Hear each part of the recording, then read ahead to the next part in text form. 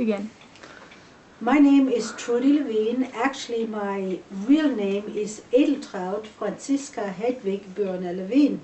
But my parents called me from the very beginning Trudy, so that's what I have been known by all my life. I was born in February of 1938 in Darmstadt, Germany, which is in central Germany.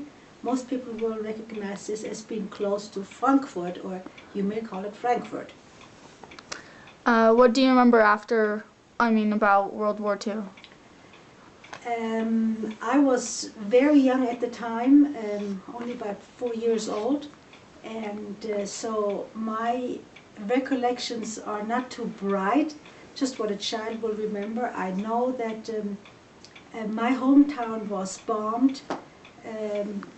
It was totally down to about 90%, and the reason why they bombed that town was because the army thought that there was an area where they were keeping all the ammunition for the war, and so they bombed that. And I remember the night after the bombing, we got up in the morning and we walked outside to see what was going on, and there were just bodies everywhere. Some people had gone around to clean up already, so they tried to put bodies into garbage cans, so we would see arms and legs hanging out. But the only reason we had to go there to see this is because we needed to find out if my grandmother, who was in a rest home, if she was still alive. And so we had to walk for many, many miles to find out. And everything was down, everything was burning and was hot and smelly. And right after that, we had been evacuated. We had to go find a place to live further away because all the higher officials from the American army came, and they were placed into our homes, and we all had to leave. And my mother was expecting her 5th child, and yet we had to practically be on foot to go and find a place. And when we finally did find one, we were able to live in a Catholic parish with a priest, because he somehow was a family member. And my dad was a paramedic during that time, so he worked in the German hospital, and he would bring home bags full, great big huge bags full of soiled bandages. And we would, when he bring them home at night, we would wash them in a wash tub, and then we'd string them out all over the house to let them dry. And then the next morning we would see, and we would roll the bandages up so he could take them the next day back to the army hospital again. So, do you know anyone who served in World War II? Just like Fred, I have uncles and my mother's cousin, several of them, and I know 2 were killed. And my mom said that her father said at one particular time he heard a great big loud explosion, and he said, "I just know that my son was just killed." And he really was. That was the time when he lost his life. So how did this affect your family? Well, it was very difficult because first of all, we had nothing. We had no food in our area, and it was so hard because we didn't find any food. My brother and I were so malnutrition that the Red Cross sent us after the war to Switzerland to recuperate because we were just nearly starving.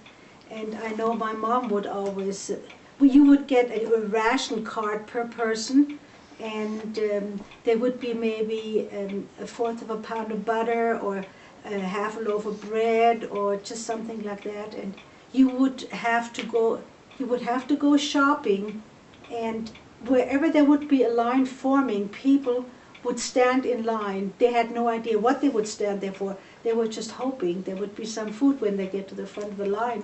And often they stood there for 2-3 hours, and when they got to the front, there was nothing left.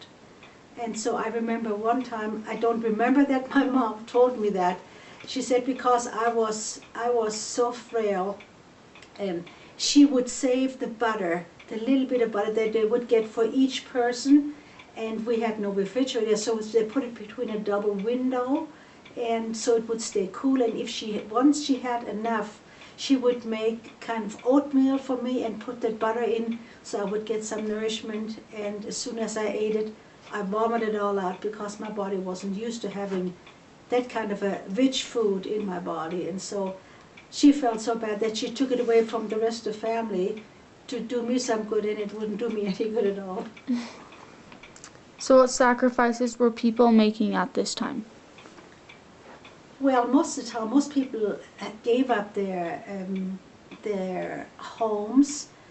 There was no food to eat. We were dependent on Red Cross, and we even received some care packages from America. After the war. It was, yeah, it was after the war, sure. So it was just a very hard life. There were no jobs available, and so people just had to make do. Everybody grew their own garden, and there was absolutely nothing wasted. There was nothing wasted. Everything was eaten up. How did growing up in these times affect who you are today? I am very conservative. I will save everything that I can find because I'm always afraid. We had 8 children, and I always knew that if I could do it for the oldest, I could remodel it for the next oldest, the next youngest. And so I'm holding on. It's really difficult for me to throw anything away, especially food is almost impossible. We just live on leftovers and think it's a great meal. What are some similarities and differences between life then and life today? I don't think I can answer that really good because I was too young to know what life was all about. I just know that we were all starving. All right, do you guys have anything else you want to say? I love America. I'm glad I had the chance to find somebody that would bring me to America, and it's just a wonderful place, and I just hope that everybody will have our country in their prayers, because this upcoming election is probably the very most important election we have ever had.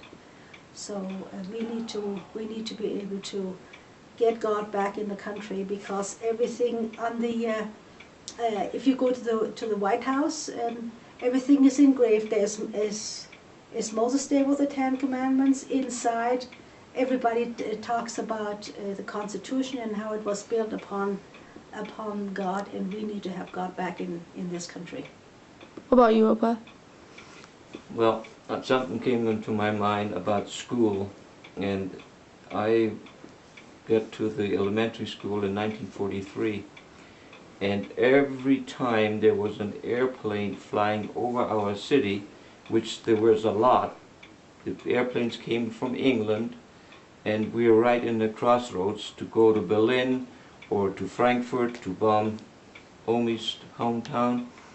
We had to get out of our school to go into the bunkers, which was, we had to run home, and then when the big alarm system went on again, we went back to school. And so that happens maybe 2 times or maybe 3 times a day. So we had very little schooling from 1943 till 1945. And after that, like I mentioned before, our schools were used for people to live in. So even after 1945, after the war was over, I had very little school. At the most, 5 or 6 years, if I total this whole thing.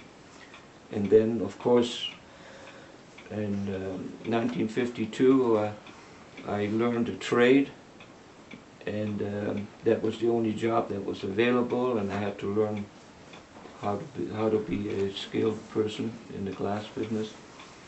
And then in 1955, I emigrated here as a 17-year-old to America. And if you really want my opinion about America, then I'll tell it to you. Tell it to me. This is the best country in the whole world. And I'm very, very fortunate that I had the privilege to emigrate.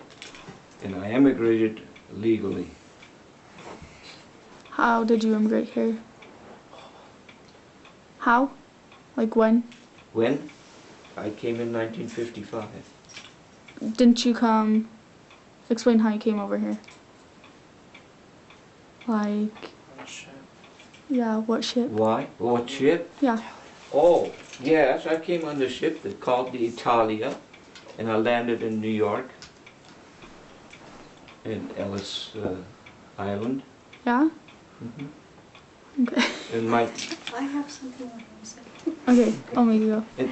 It was really interesting because a few years ago, I was outside cutting our lawn, and our next door neighbor came over and he says, "Now, tell me again, where are you from?" And I told him the name of my town, Darmstadt, and he said, "Oh, that can't be." And I said, "Why?" And he said, "I have still right now the orders that were given to me," because he was in the Air Force, "to bomb your hometown."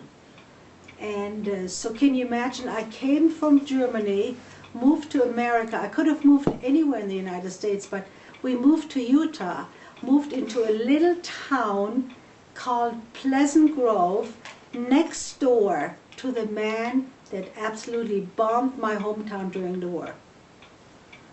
So That's crazy. this is interesting. Okay, that's all we have to say. Are you done? yeah, I didn't get all the other questions, but that's okay, she answered it. Do you want to read one of them? No, that's fine. Alright. That's enough? Yeah. Thank Wave, you. wave bye. Goodbye, kids.